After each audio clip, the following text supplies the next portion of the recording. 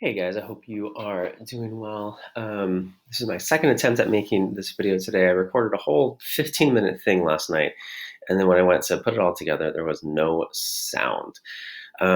So this is going to be a little bit faster. You already have my annotations and my notes on it, but I just want to go through each rubric row of the rhetorical analysis to help you guys with your work for this week. So the first thing to remember that this is a brand new rubric. It's very different than the one that we looked at last quarter. It's no longer holistic. There's 3 rows in which you can get points for the AP exam. Remember that this is the only question for the AP exam this year because of this COVID mess. And so I think this is going to be easier for us. I think this is going to be a chance for us to really do well. So let's dive into the rubric. There's a total of 6 points. The first row is a defensible thesis. There's 4 things for what you cannot get a point for if you don't have a defensible thesis, if you only restate the prompt, if your thesis is more of a summary and not a apparent or coherent claim. If there's a thesis that does not respond to the prompt. So if you do any of these things, or when you look at student samples, they do any of those things, don't reward them for a point, which I think would suggest something else. What can you get a point for? Well, it responds to a prompt with a defensible thesis that analyzes what rhetorical choices are made. In other words, we're looking at how is the author persuading their audience and what choices do they make. I have some notes here to kind of help us with that as well. So that's 1 point. The bulk of the points go towards your argument or your evidence, your commentary, if you want to call them your grounds, your analysis, your warrant, whatever it is, they're kind of all the same.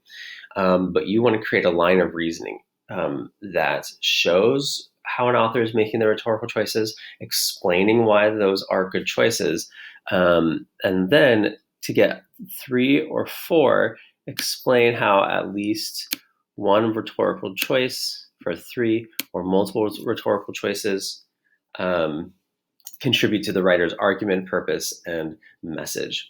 What does that look like? What does that mean? Well, we've already talked about rhetorical choices that an author makes.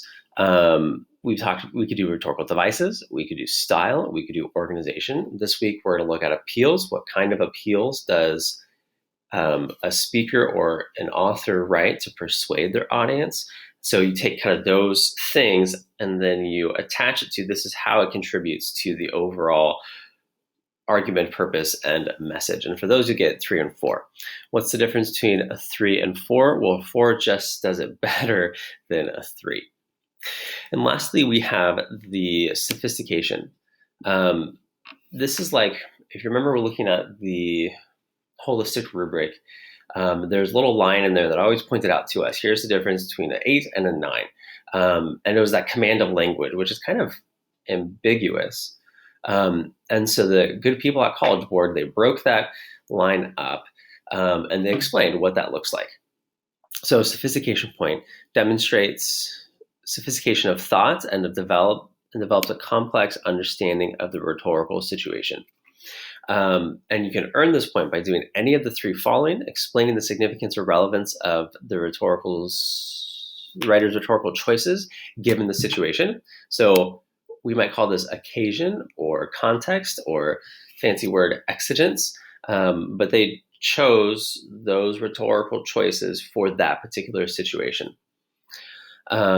Explaining a purpose or function of the passage's complexities or tensions. And so this would be, I think of like Martin Luther King's speech that we're going to look at this week. We're going to look at a section where there's a tension between what has been promised and what actually has been delivered, and standing in the delivery of it, but wanting something else. That's a complex tension. And so explaining the reason for that, what's the choice for making that complexity and tension. And then lastly, employing a style that is consistently vivid and persuasive. We talked about that all last quarter, that command of language. So any of those 3 get you a sophistication point. But here's why it matters. and here's why it might be difficult to get this point, is because it's not a standing phrase. This last point, this point should be awarded only if the sophistication of thought or complex understanding is part of the student's argument, not merely a phrase or reference. So if you choose one of those three things to kind of aim towards that sophistication point, and this has to be one, it needs to be within your entirety of the essay instead of just a passing phrase or reference to it. So if you're talking about that rhetorical situation, it is embedded throughout, it is woven throughout your entire essay. As you guys are looking at this rubric, there's a clean version in the file for you guys. Take a look at it, really calibrate yourselves to this rubric as you look at student samples this week. Good luck to you guys. Let me know if you need anything. And as always, happy reading.